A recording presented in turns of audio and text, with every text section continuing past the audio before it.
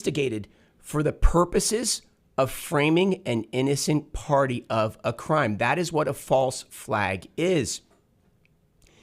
And once that innocent party is considered to be guilty of the crime, even though they are innocent, a war usually happens against that party with untold, unthinkable bloodshed.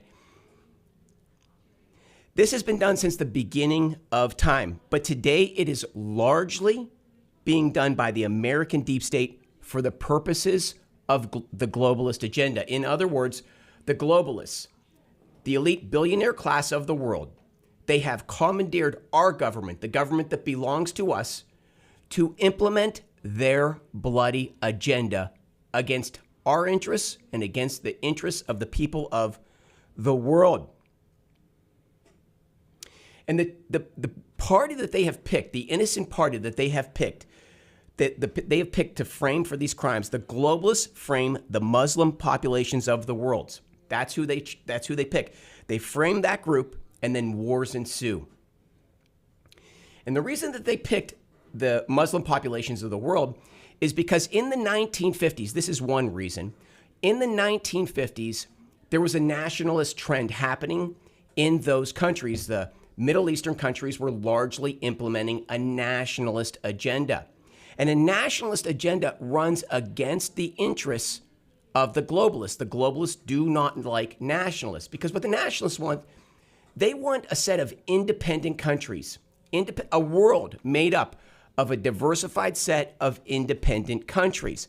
That's what a nationalist agenda is. It means that your country exists for itself and your leaders advocate on your behalf. That's what a nationalist agenda is. And that was happening. And the globalists don't like that, so they picked this group to frame for these crimes. And one example of this is Egypt in the 1950s, and it's called the Levant Affair. And what happened is, at that time, the president of Egypt was a man named Gamal Abdel Nasser. And President Nasser of Egypt in the 1950s was implementing the nationalist agenda, which goes against the globalist agenda.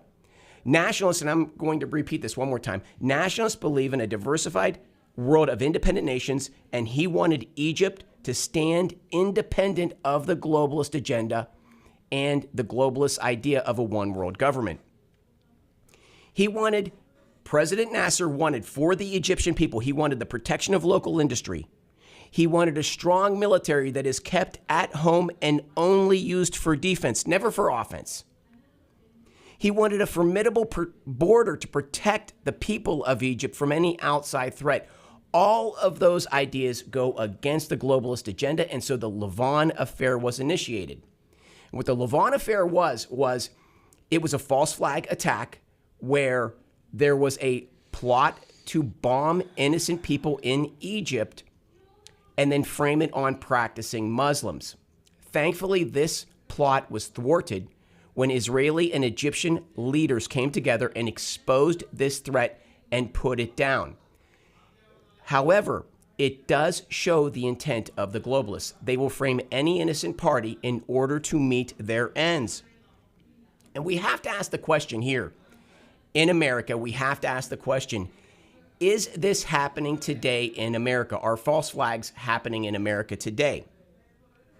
Because here in America, we are in an ideological struggle between the globalists and the nationalists, and you can see it every day. President Trump introduced the concept of a nationalist country in America. He introduced the America First concept, just like President Nasser did in Egypt. And today, we see the establishment forces doing everything they can to take him and that movement down. And we have to ask, is this happening? But even we have to take it further, and we have to ask, is it being implemented at the local level? Or is the globalist agenda being implemented at the local level? Because our local officials are our last line of defense. And their duty is to represent our interests only. And if the National Party, if the National Democrat Party, if it has been commandeered by the globalists, it is up to our local Democrats to stand up to that party and represent the people of Texas. And to answer the question, if if our local Texas Democrats are implementing the nationalist agenda. It's very simple. There's just a few questions that you have to ask. Number one, do they promote the ideology of the globalists? Do they promote a hypersexualization? That's one of the foundational underpinnings of the globalist agenda, the hypersexualization of our country. That's number one. Do they regularly blame the people of Texas of being racist? If they're doing that, they're most likely implementing the globalist agenda. Do they push flu epidemics and do they push vaccines? If they're doing these sorts of things, then they're most likely implementing the globalist agenda. And so this is a short description of of this fight that's gone on for more than 100 years between nationalists and globalists and how we all get caught up in it. But today, on today's show, we are going to have a guest, and he's going to present a false flag. He has a theory on a false flag that is a very far-reaching one, and it's not one that I agree with. I think it's too far out there. But in where we are today, I give anyone the floor. And so we have Joe Olson on today, and we also have G2. G2, are you on the line? I am. Okay, excellent. Very good. So we have Joe Olson and G2. So, Joe, you heard my description of what a false flag attack is. I'm going to hand the floor off to you. Can you tell me if I got it right? Did I describe a false flag correctly?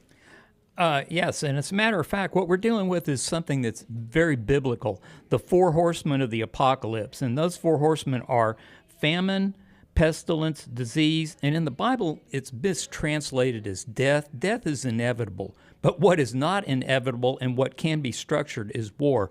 Currently, we have power centers in the world, mainly the banking centers, that have complete control of all four of these threat vectors. So they have famine, which they've used repeatedly throughout history, pestilence, which is a wide variety of things, including medical interventions and diseases that they're able to spread. The cover for today's program on TV, on the website, was Remember the Alamode. This is Shelley Luther, who had a rally May 9th, 2020 in Dallas after she was freed from jail for cutting hair 2 days before Governor Abbott said she could. And so I attended that rally. At that rally, I met Senator Bob Hall, our former representative from Florida, Alan West, and a Dallas area doctor named Yvette Lozano, and she was talking about the benefits of hydroxychloroquine. We don't have time to get into that today because what we're mainly focused on is something else that happened. I was watching TV, which I rarely do in the mornings. I normally listen to talk radio, but if what you want to know is the weather forecast, you only got like a 30-second window at the top and the bottom of each hour to get the weather forecast, and I missed it on the radio. I said, well, I'll just turn on Good Morning America because they're constantly showing you what the weather is.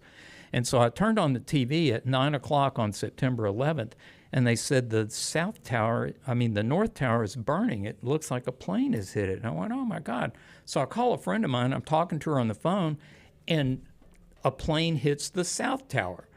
And so I watched it for about an hour, and I'm talking with various friends on the phone, and the top of the South Tower leans 22 degrees. And I said, well, I'm a trained structural engineer. I've been registered in Texas for over 40 years.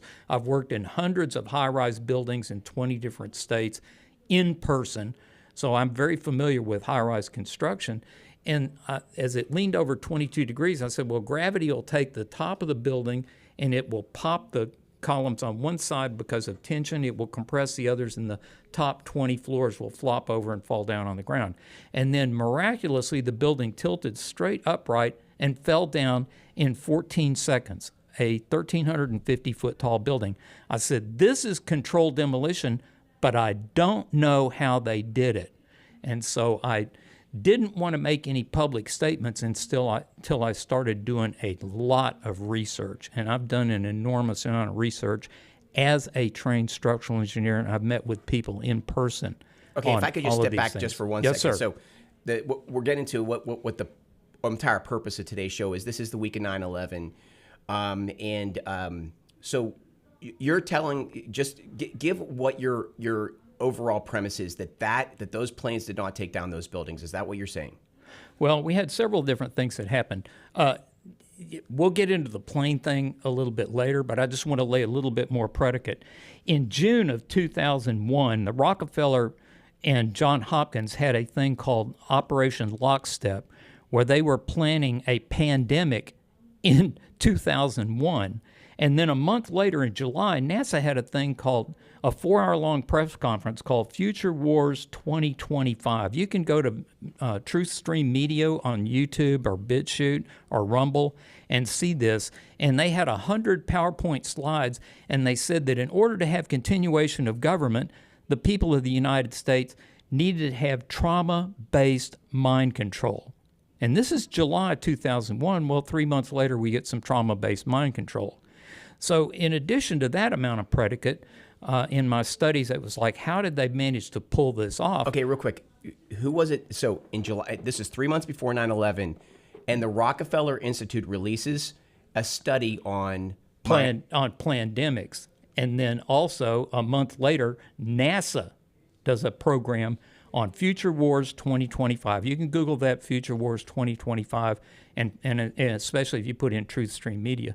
But they've got pictures of the whole thing, the program that they made, and it's like we're going to have to traumatize the people in order to be able to impose tyranny on them. So you're saying that this study that was released was sort of showing their cards. They were actually studying how do you control populations through mind control, and then boom, our towers go down. Right. They were telling the insiders, this is what we're going to do to the people so that when it happens, you'll be prepared and you'll be able to help us coordinate all of the public response to it. So going a little bit further, there was a lady named Susan Landauer who was a CIA... Real quick, I'm sorry. When you say people, they were telling the people and how you control the public. Who are you referring to? We're turning the puppet masters that are inside the government, the bureaucrats that are the ones that are in charge of making sure, and the news media, everybody that's in charge of creating this narrative, directed narrative, so that you know exactly, and it's all predictive programming. It's like you're being told that you're going to be attacked, you're going to be hit by a pandemic. We're going to keep telling you over and over, and then it just accidentally happened. Well, no, it didn't accidentally happen. It happened on purpose. So in one form or another, our media, or the corporate media, government bureaucrats, we don't know to what extent, to how far down it went, but they were sort of tipped off, hey, here's how you control people, and this is sort of like the prep for what's coming, 9/11 and the collapse of the towers. Okay. Yeah, the Army had a group called Able Danger that was using the, I'm trying to remember the name. I'll remember it in a minute. But anyhow, they were using a computer program that did word search, and they were able to identify 6 of the quote hijackers, and they had been monitoring for 6 months, and they were disbanded when immediately after Baby Bush took office in 2001. And so this is a group of 40 guys that were in a group called Able Danger, and they had identified the Muhammad Atta group, and they were in the process of figuring out what was going on. Okay, if I might say something. So then, yes. Essentially, I think that you're validating my opening monologue, where I essentially said they kicked off this malignment of a people with the Lavon affair in the 1950s, which was a small bomb attack framed on practicing Muslims, and then they consistently over time built it to bigger attacks, a bigger media propaganda effort, until we can get to the mother of all attacks, the 9/11, blamed it specifically on that world, and I believe to ensure that a nationalist trend never happens again in the Muslim world. They took, if I might just interject for 1 second, they took down Libya. They took down, over the past 70 years, they took down Libya. They replaced that government that was attempting to go nationalist. They tried taking out Nasser in Egypt. They took out the Iranian government. There's now questions coming up about what was Saddam Hussein's real intentions in Iraq. Was he implementing a nationalist agenda? So I think that the premise is being laid out here between the both of us that Lavon affair was the first small, sort of like a low-level attempt. Progressively, they implemented their plan with their minions in our own communities to get the 9/11 attacks and completely malign a people and blame them for this and create the wars that happened. Did I sum it up well? Well, the same directors that were in charge of the Opium War were also in charge of the colonialization of India, where they ended up killing 130 million. The Opium Wars killed 100 million. They were the Bolsheviks that killed 30 million during the Holodomor, and those were Christians. And they're the ones that are in charge of the massacre in Ukraine, where we've got 750,000 Christians that were killed there. So it's not just Muslims. It's these people are trying to go after every population possible because they believe that they can control the planet if the planet only has 500,000 people. And so if you've got to exterminate 8 billion people, you've got to do it in every way possible, and that's exactly what these people are up to. Now, getting back to Susan Landauer, she was a CIA asset. She had proof that there was going to be an attack in New York City, and she was prosecuted. She was jailed for about a year, and then when she managed to get the charges dropped, she wrote a book called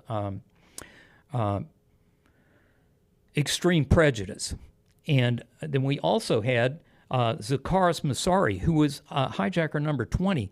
Prior to 9/11, 4 different flight schools in the United States had reported Arab student anomalies.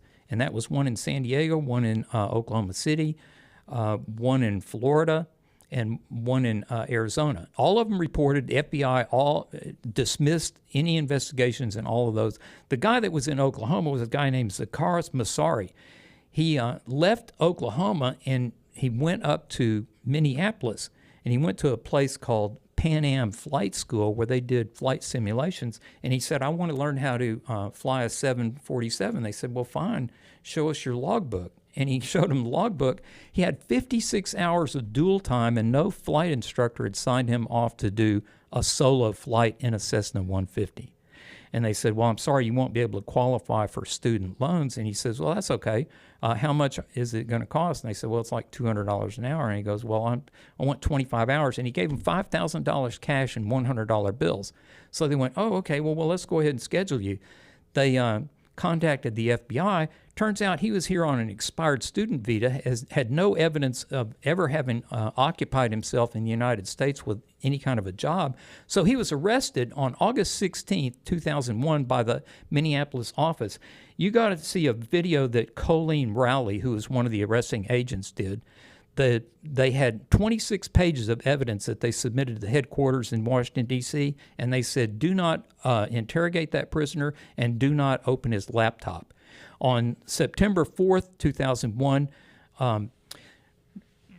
Robert Mueller was sworn in as head of the FBI. He covered up absolutely everything.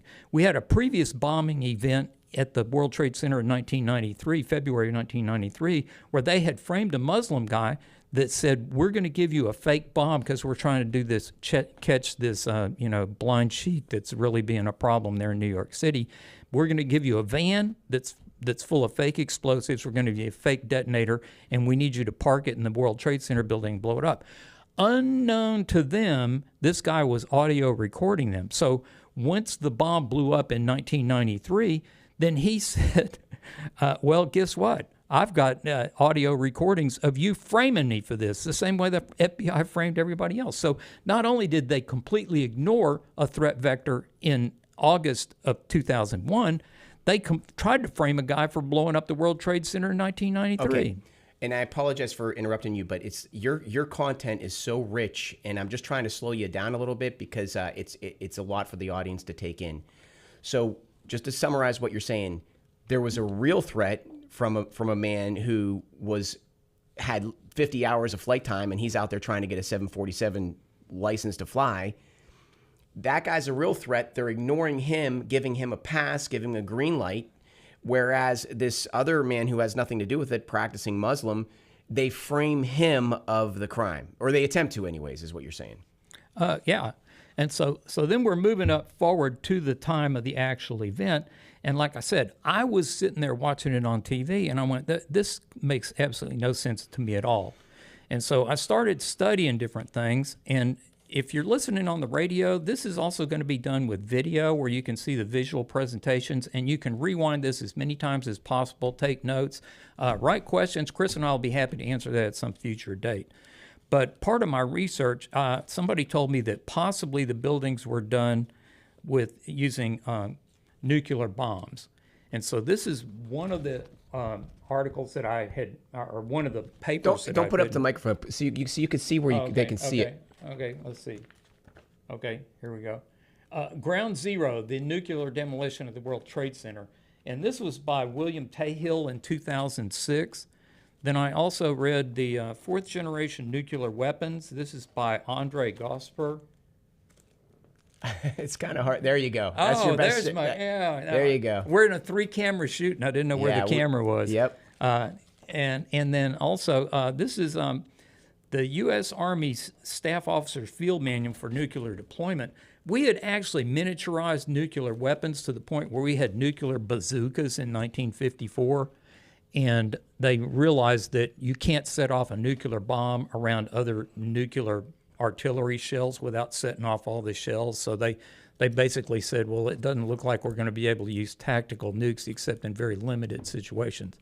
But bottom line is they had miniaturized nuclear weapons to that particular extent. So what you're saying is that the theory is that there was actually a miniature nuclear bomb put in the basements of the World Trade Centers. We're going to get to that in just a second. Okay. So then there was a group called Architects and Engineers for 911 Truth, and they had a DVD premiere in Austin in May of 2009. Now, I had already been published one of my climate articles at InfoWars, and this was a 4-hour presentation, and Alex Jones was going to be there along with the founder of this group, Richard Gage. And so I went to that particular event, and I watched the side-by-side known controlled demolition of multiple high-rise buildings and the fall of the World Trade Center buildings, and it was like absolutely the same on two different. And I looked at the signed, sealed, stamped drawings from the structural engineer for the World Trade Center 1 and 2, and I'm very familiar with how steel buildings are built, and it was like, my God, there's no way that these things fell because planes hit them, number one, and number two, there's no way that these buildings fell from thermite because thermite cannot possibly do that. And so I started investigating it more and more. They ended up having additional meetings here in Houston with this particular group, and that's where I got this wonderful little piece of information. Let's see if I can find the right page. Anyhow, what they're saying in here. Okay, so these engineers said that there's no way that a plane could take down these buildings. They're a steel fortress. These buildings were made for plane attacks. Right, and that's the position of architects and engineers, and I don't disagree with them on that.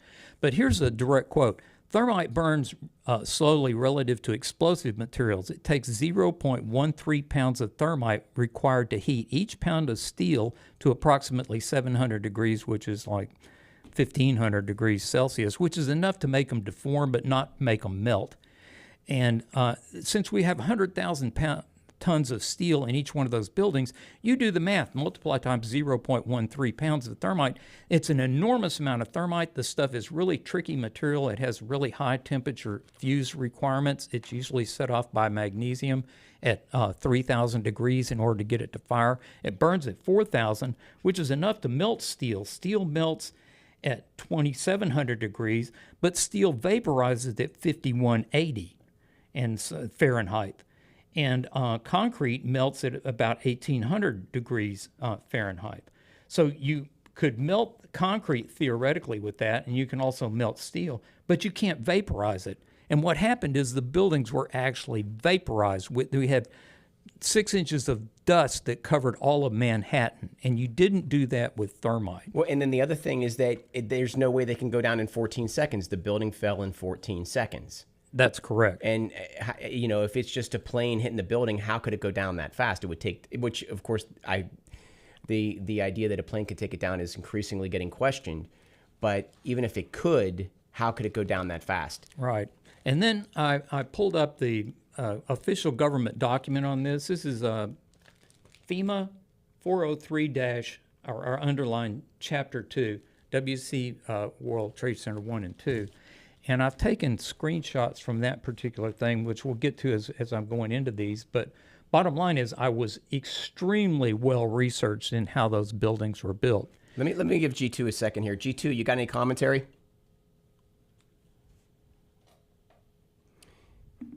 So Go ahead, please. when you look at the way these buildings came down, and you see the squibs that come out and the appearance of small explosions, specifically on Building 7, how did that happen? If it wasn't thermite, what was it that did that? Okay. Well, first of all, thermite is ferrous oxide aluminum. And so what you have is Fe2O3 aluminum 2. And if you have a 2,200 tons of aluminum sheeting on the exterior of the building, and you've got all of this steel, and you're able to actually vaporize that material, then what you have is iron molecules floating around in an oxygen-rich environment with aluminum molecules, and it will naturally form thermite. They found thermite in the dust. No thermite that was in the dust was involved in bringing those buildings down. And so that would be an additional amount of thermite that you would need in order to have it in the dust. But you can form thermite if you have iron molecules and aluminum molecules in an oxygen-rich environment. They will naturally form thermite nanoparticles. And nano is no stronger than regular thermite. The way you destroy a building by using explosives is to exceed the detonation velocity, which is the speed of sound inside the material. For steel, that's 6,100 meters per second. For concrete, it's 3,200 meters per second. The maximum thermite has ever been recorded is 895 meters per second. So thermite can't break apart steel and it can't break apart concrete, but a nuclear reaction with gamma rays coming up from the basement of the building can definitely do that. The shock wave will do it, and the heat from the thermodynamic. If I can just get 1 second here. So again, just so the audience understands, what you're saying is that the steel beams in that building essentially vaporized. They turned to dust. Is that what you're saying? Well, there was no debris field when you looked at the end of the building. So anyhow, I attended an event in Austin called the Austin Truth Fest, and this was on the 15th anniversary. This was 15 minutes away from where InfoWars were. They didn't bother to mention this particular rally, and they didn't report on it before or after. Speakers included Mark Anderson, Jim Mars, who's a renowned journalist, one of the best there is on the JFK assassination, and a key speaker was Christopher Bolin. I got Christopher Bolin's book, and he tells you exactly who was involved in the financial arrangements before and after this particular event. I'll let him do his own discussion. You can look up Christopher Bolin on YouTube. And so you're saying that there are parties, I would say I always refer to them as the billionaire class of the world, the elite billionaire class. You're saying they had investments already laid down that would turn a profit if those buildings crashed. Well, they did what is called short sale on the airlines and the insurance industries. And then also Cantor Fitzgerald had 400 people in their office, and they were doing bond sales that day for bonds that were issued 10 years earlier to the Bush gang that were Operation Hammer, where they went in and with bond money that they borrowed and bought up all of the Russian industries as the Bolsheviks revolution ended. But quickly moving along, because we're going to be running out of time here, I was contacted in 2018 by Robert David Steele. And he passed away, correct? He was actually murdered, but yeah, we don't have time to get into that. But yeah, he had ivermectin in his possession, but he wasn't taking it prophylactically, and he got sick, and his wife wasn't there, and they put him in the hospital, put him on a ventilator, gave him remdesivir, and snuffed him. But anyhow, he had contacts inside the Donald Trump administration in the cabinet level people, and he said, I'm going to write a memo because in 2016, Trump promised that he was going to declassify the JFK files and he was declassify the files on 9/11, everything that was held by the national security state. And he did neither one of those. And he also said, I love WikiLeaks, when WikiLeaks was disclosing things on the DNC leaks. But then when he got in, he said, well, I've never heard of Julian Assange. I've never heard of WikiLeaks. Well, had he pardoned Julian Assange in 2021 or in 2017, there would have been no Russiagate, because we would have proven that the Democrats completely tried to rig that election. But bottom line, that's just one of the things that I have against Donald Trump. But what Robert David Steele said was that I've collected these 28 authors, and I've met about half of these people or talked to them on the phone. I've got 28 authors, and we can put a memo in front of the president, but he won't read anything that's more than 2 pages long, and he won't read anything that doesn't have a picture. So I wrote an article called Memorandum to the President, Twin Towers Destroyed Using Clean Nukes. And this shows the explosion of the World Trade Center building. You see this giant column of smoke coming up out of the building, and then you see it cascading over the sides. Looks exactly like a volcano. A volcano is a fission reaction. Earth at 700,000 cubic miles of uranium, 1.2 million cubic miles of thorium. They're constantly decaying. They're producing heat. They're producing daughter atoms, and they're erupting out of volcanoes all over the planet. And so this is exactly what happened. It was pyroclastic flow coming out of those buildings. And you sent that letter to who? Well, it was sent to Trump, but he never saw it because it never made it past the gatekeepers there in the White House. So next year, I was contacted by Coast to Coast AM. They wanted me to do a program, and I'd already been on Coast to Coast several times, 615 radio stations, 2 million listeners. So I thought, well, they've already interviewed Judy Woods, who's the directed energy hoaxer, and Richard Gage, and so I thought, man, maybe they'll talk to me about nukes. So I wrote an article called Unequivocal 911 Nukes. This shows the exterior of the building. This is a Vanderveer truss. These are 3-story tall welded sections that were made at boatyards across the Hudson, brought over on barges, and then swung into the building. The horizontal bands on the World Trade Center building, those are 52-inch high, 2-inch thick plate steel. They're welded top and bottom to the bar joist on each floor. They have shear ties that are laced through the bar joists that are welded to that outside spandrel section. And then they had 6 inches of concrete that was poured on top of that. There's no way that a plane went through that, number one. And there's number two, there's no way that they were able to fall due to that particular event. But we all saw a plane go through it. Well, we'll get into that later.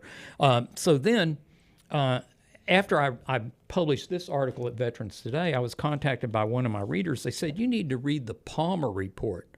The Palmer Report was written by 4 PhD physicists in Europe, and this is a 110-story tall building. This is a 110-story tall building. This is a 47-story tall building, which is Building 7, which fell in 7 seconds, and then Building 6 is 7 stories tall. It looks like a nuclear volcano. I sent this to the editor at Veterans Today, Gordon Duff, and he said, my God, these guys have proven everything that we've written in 80 articles under nuclear education at Veterans Today. And at that point, I had read every one of those and studied them. Some of them took a day for me to go research everything, so I understood exactly the concepts. But and everyone asks that question. I think G2, didn't you ask about Building 7? Well, yes. I mean, there's never been an explanation of what happened there that made sense, right? And for folks that aren't as deep in this as you are, I'm not certainly as deep as you are, but I never really questioned Building 7 because I had no reason to think about it much. You know, it wasn't reported heavily on. And then you started to see the reports that the BBC announced the collapse of Building 7 before it actually fell, which raised some questions. And then the University of Fairbanks came out with a report and the report didn't say what brought Building 7 down. It simply said that the official story that Building 7 collapsed because of a fire in a subway tunnel that caused the simultaneous collapse of 95% of the supporting columns in that building. That is a preposterous impossibility, could not happen. So if you just start with that and say the official story of Building 7 is clearly not true, and then people make the joke often, well, did Building 7 just fall because it was sad that its friends 1 and 2 went down? I mean, it's sort of a little dark humor, but it begins to show the ridiculousness of the story. Yes, the architects and engineers from 911 Truth have a great little 5-minute video using the Richard Petty song about falling down. And and it's really good. But bottom line is, that's Leroy Halsey, who's a PhD structural engineer at University of Fairbanks, and I watched all of his seminars as they were produced. He does a great job of saying what didn't happen, but he doesn't tell you at all what did happen. So, well, I suspect that's why he still has a job at the University of Fairbanks. Right. It's a thin line you got to walk, and that's why it's just people that are highly informed and that have done an enormous amount of research and that are not threatened by business or familial ties that have the courage to be able to stand up and talk about all this stuff. But then these guys made a casual reference to the fact that iron has 4 stable isotopes. Well, I've been studying chemistry and nuclear reactions at a college professor's level for decades. And so I thought, well, if iron has 4 stable isotopes, how many radioactive does it have? Oh, that's 24. What else is a concrete and steel building built with? Well, you have iron and carbon, which makes up the steel, and then you have carbon, calcium, and silicon, which makes up the concrete. So carbon has 2 stable, 13 radioactive. Calcium has 5 stable, 21 radioactive, and silicon has 3 stable and 20 radioactives. So the majority of those are radioactive. The radioactivity lasts for a half-life of 90 days. The buildings were 2,500 degrees hot until December. You didn't do that with thermite, and you didn't do that with directed energy weapons. The only way you did that is that the building materials themselves absorbed the gamma rays, which reduced the nuclear signature, and in the process, they turned into isotopes that fell down into the pit, and the pit ended up being 2,500 degrees hot with continuous water poured on it 24/7 until December. So the only way you did that was because these were nuclear isotopes, nuclides, that were formed as a result of the destruction of the buildings using nuclear bombs. Just to summarize, what you're saying is that nuclear bombs were set off. It created an internal inferno at the base of those buildings that's unimaginable. Took them months to get that temperature down, and it was radioactive. It was a radioactive center for some time. And the site's still radioactive, and that's why they put reflection ponds over the highest incidence areas, because they wanted to reduce and it was prohibited to have radio Geiger counters in that area. Okay, real quick. So right now, people that work in New York City are working in a radioactive zone. Well, everything's radioactive. The planet's just, we live in a radioactive right, but zone. To a point. But it's, the ambient's high enough. And there was also radioactivity in radioactive isotopes, serenium and a bunch of others that were in the dust that would actually. But is it like at a dangerous level in New York City? Well, or was it at one time? It was, yeah. For how long? Well, the cloud that blew past Manhattan traveled to the northeast, and that's Brooklyn and Bronx got covered with it. And it takes 20 years to get nuclear exposure cancers. And so you had a whole cluster of cancers that were in New York City that these people had been there for the lifetime, didn't move, and they'd been exposed for 20 years, and they were suddenly developing all these rare lung cancers. And presto, that's where you had 20,000 people that were rushed into the hospital and given remdesivir and snuff because they would end up being a cancer cluster that would be obvious to people. So that's another nefarious thing that they did. After I reviewed the Palmer report, I said, well, these guys are pretty smart, but they missed a few things. And part of it was the jokes that are being played by the National Institute of Standards and Technology, which is NIST. And so in addition to the isotope material, I wrote an additional article at Veterans Today called Exposing 911, the NIST Jenga Game. And this has plates that are actually from, again, the FEMA report, and these show sections that were inside the building. So you have the exterior spandrel section, which is again the 2-inch thick, 2-inch high, 2-inch thick, 52-inch high steel bands that went around the exterior of the building. This shows the bar joists connected top and bottom.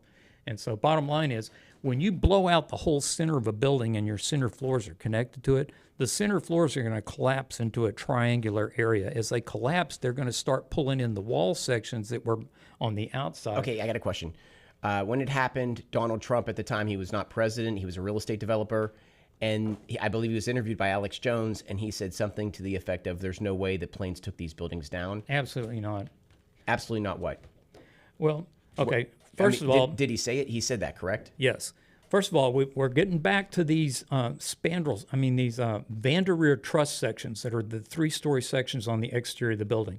This is your horizontal spandrel section. These are your vertical columns, which are 16 inches square. And for the columns. listening audience, he's showing the building with the image of the plane that supposedly penetrated it, created a hole. Right.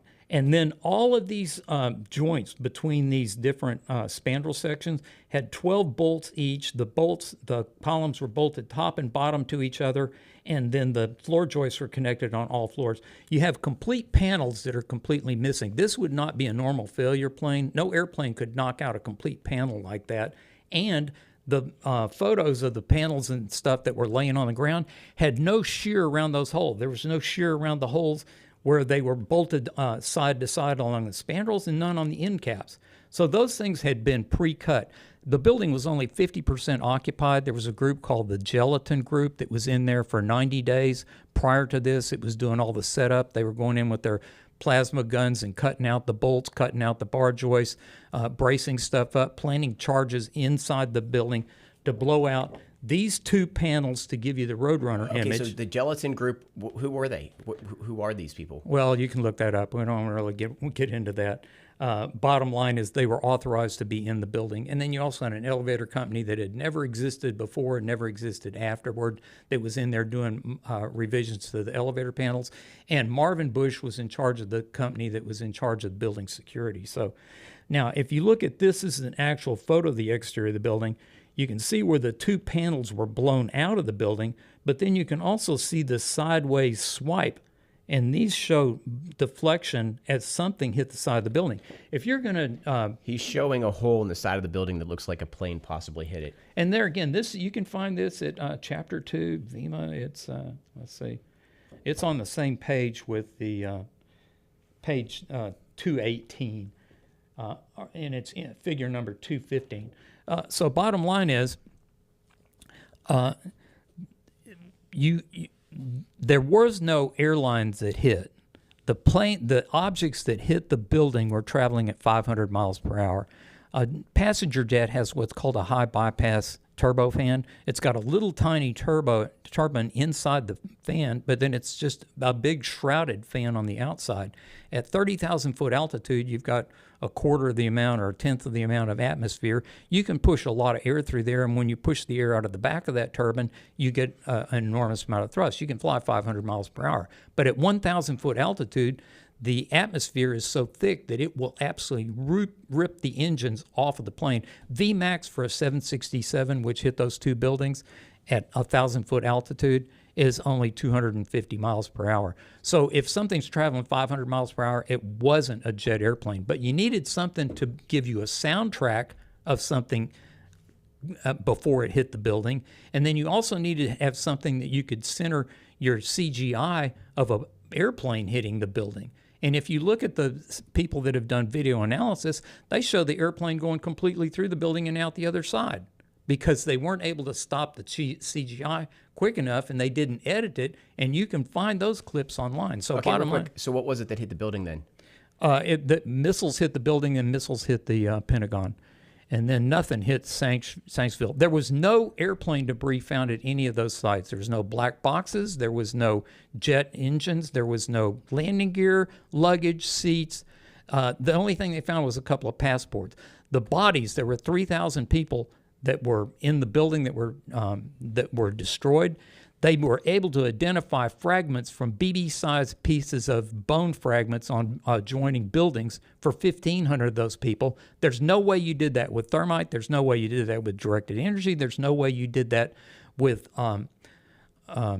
conventional explosives. The only way you could blow that many people to pieces and scatter them over that large an area was using nuclear bombs. And this would be something in the range of a 1 to 2 kiloton bomb. So would they shoot him from a plane or what?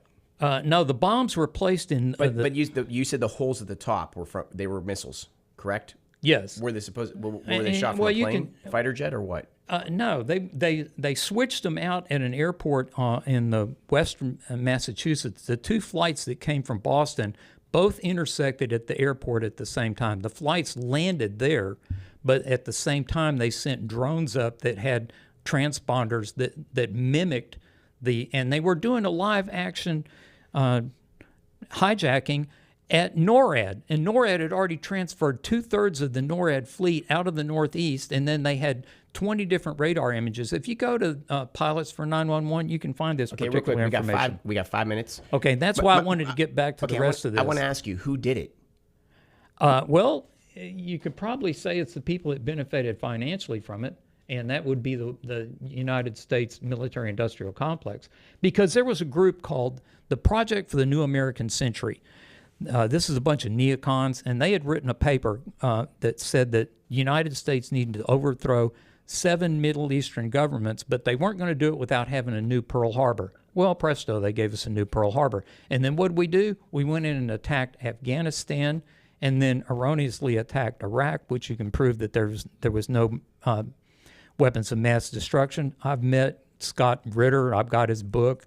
And he's absolutely correct. He was a weapons inspector on that.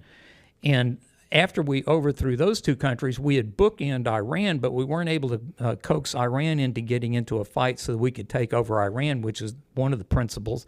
But then when Obama was in office, he had a CIA program called Operation Zero Footprint, where they did the Arab Spring. And they armed the Muslim Brotherhood to overthrow the governments of Tunisia, Yemen, Egypt, and Libya. And when they overthrew the government of Libya, they had another CIA operation called Timber Sycamore, where they shipped all of Libya's weapons through Turkey to arm ISIS so they could overthrow Syria. So there you have it. They're trying to overthrow all of these Middle Eastern governments, and they're doing it by doing false flags. And G2, I got to ask you, is there anything you hear that Joseph is saying that you don't agree with, like you think it's too far out there? Well, I've got a lot of questions, and we got 4 minutes, but yeah. Yeah, so this would require another conversation. And that's what we'll have. Go ahead. You finish it up, Joseph. Yeah. You Okay. close us out. So bottom line is, I studied the structure of this particular building. When the World Trade Center was built, New York City is built on granite bedrock, but the granite bedrock has 40 feet of glacial till, and that's from when there was 1,000-foot high ice shield on top of New York. And when that ice melted, it dropped 40 feet of rubble and dirt. And that's what New York is built on top of. So when they got ready to build the basement of the building, they got down to the granite and they went, gee, we can't blast through this granite without knocking out the 100-foot berm that's between us and the Hudson River. And the Hudson River is only 15 feet below grade level, the water in the river, and it would just flood this site and then get down and flood the whole entire Manhattan. So they built a bathtub around it, so no part of the building was less than 6 stories deep. But they planted a nuclear bomb in elevator number 50, which is a central elevator, and it was the only one with a continuous shaft that went from the basement all the way up to the top. The other shafts they were able to blow out with the explosives that happened in intermediate floors so they could create a complete hollow in the center of the building. They planted the nuclear bomb on that. The granite worked as a lens and a tamper.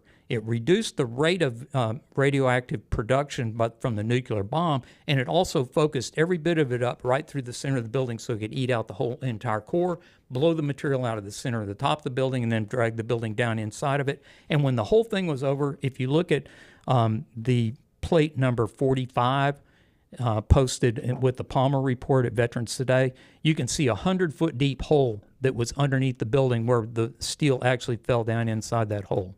I want to say, Joseph, man, I find this totally fascinating. I'll debate anybody in the world on this material. There you have it. The debate is out there. We'll do it on this show. We're in our last 30 seconds here. This is so much information. Obviously, we can't cover it all in the short time that we have. I want to thank Joseph for being on the show. G2, I want to thank you for being on the show. We got to do this one again because it's just simply too much information. But, wow, this is fascinating stuff. Thank you very much. This is Chris Heasley with The Chris Heasley Show. We'll see you back here next Saturday at 10 a.m.